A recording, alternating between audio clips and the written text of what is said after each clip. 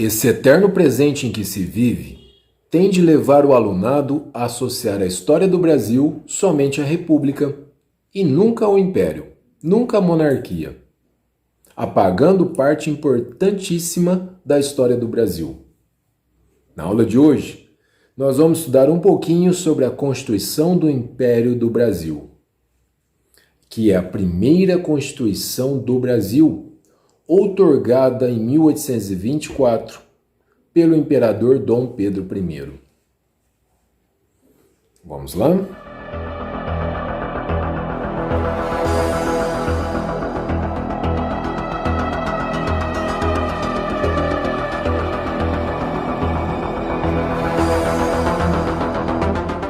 Bom, essa aula é especialmente para vocês que já estudaram o quadro Independência ou Morte, e também na última aula, os primeiros passos do Império. Vamos tentar estudar um pouquinho sobre a Constituição de 1824.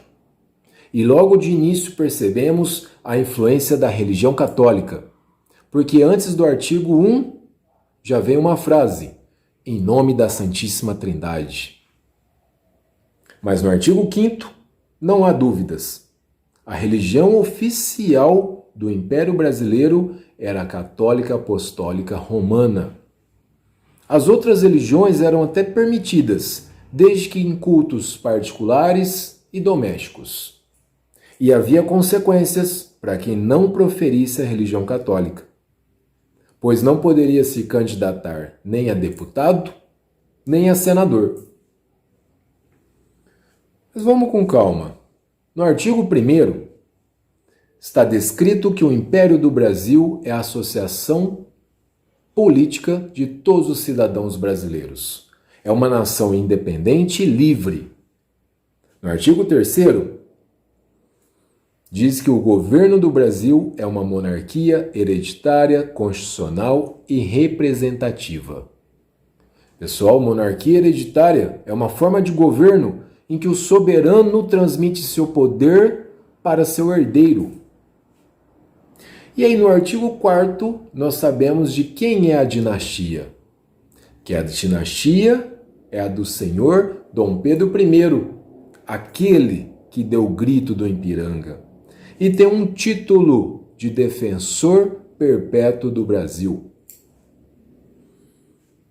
A partir de agora, vamos analisar os poderes que estão previstos na Constituição de 1824. E vocês já estudaram que no Iluminismo previa-se 3 poderes: executivo, legislativo e judiciário. Porém, a Constituição de 1824 previa um 4º poder, o poder moderador, que era exclusivo do imperador. No artigo 101, está descrito quais as funções desse poder moderador. O imperador poderia nomear senadores, convocar a Assembleia Geral, sancionar decretos com força de lei, poderia dissolver a Câmara dos Deputados, nomear livremente ministros e ainda o imperador, com seu poder moderador, poderia perdoar réus condenados pelo judiciário. Em resumo, o poder moderador dava o direito do Dom Pedro I de intervir nos outros 3 poderes. Como eram as eleições durante o Império do Brasil? De acordo com a Constituição de 1824, o voto era indireto e censitário. Indireto porque nas eleições primárias os eleitores votavam num corpo eleitoral. Esse corpo eleitoral que votava para deputado e senador. E censitário porque tinha que ter uma renda mínima de R$100.000 anuais para participar das eleições primárias. Não havia qualquer referência às mulheres, mas elas estavam excluídas de todo o processo eleitoral. Estavam excluídas as mulheres, os escravos e os religiosos de ordem claustral. Esses não votavam, de maneira alguma. Os artigos que tratam das eleições são os artigos 92 até o 95. E já ficou claro que nem todo mundo podia votar. Nas eleições primárias votavam-se homens maiores de 21 anos com renda mínima de R$100.000 anuais, excluindo mulheres, escravos e religiosos.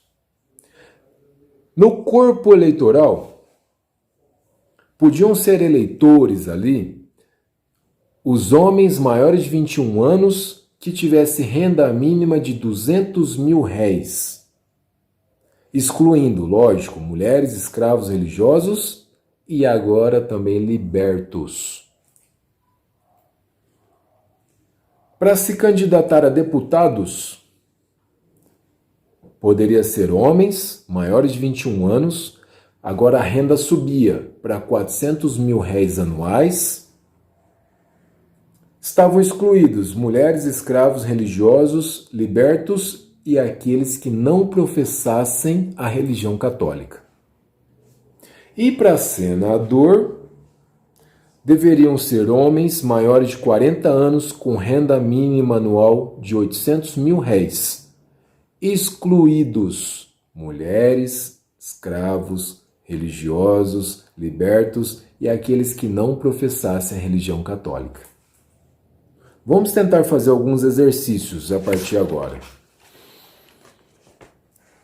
Já vamos considerar nesses exemplos que são todos homens maiores de 21 anos. Já estamos excluindo as mulheres e os religiosos. Vamos lá, pergunta para a classe. Um branco, homem branco, fazendeiro, com renda anual de R$632.000. Pode votar nas eleições primárias? Sim, deveria ter R$100.000.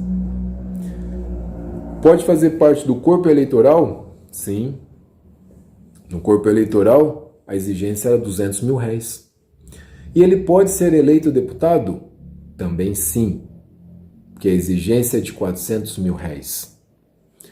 Já um negro liberto, traficante de escravos, com renda de R$450.000, pode fazer parte das eleições primárias? Sim. E do corpo eleitoral? Não, porque não podiam ou aceitavam libertos. E para deputado, ele poderia? Também não. Um homem mulato padeiro com renda de R$20.000 poderia votar no Império do Brasil? Não. Nem nas eleições primárias, nem no corpo eleitoral e não poderia ser candidato a nenhum cargo. Um mulato comerciante com renda de R$114.000 podia votar nas eleições primárias? Sim. Mas podia fazer parte do corpo eleitoral? Não, porque deveria ter R$200.000 de renda. E poderia ser candidato a deputado? Também não. Um negro escravo, João de Benguela, poderia votar no Império? De jeito nenhum, em nenhuma hipótese. Escravo não votava. Um branco judeu e comerciante, com renda de R$549.000, ele podia votar nas eleições primárias, podia fazer parte do corpo eleitoral, mas não podia ser eleito deputado, porque ele era judeu e não professava a religião católica. E por fim, um último exemplo. Um branco comerciante de charque com R$280.000 anuais poderia votar nas eleições primárias? Sim. Poderia compor o corpo eleitoral? Sim. R$280.000 ele tinha? Mas poderia se candidatar a deputado? Não.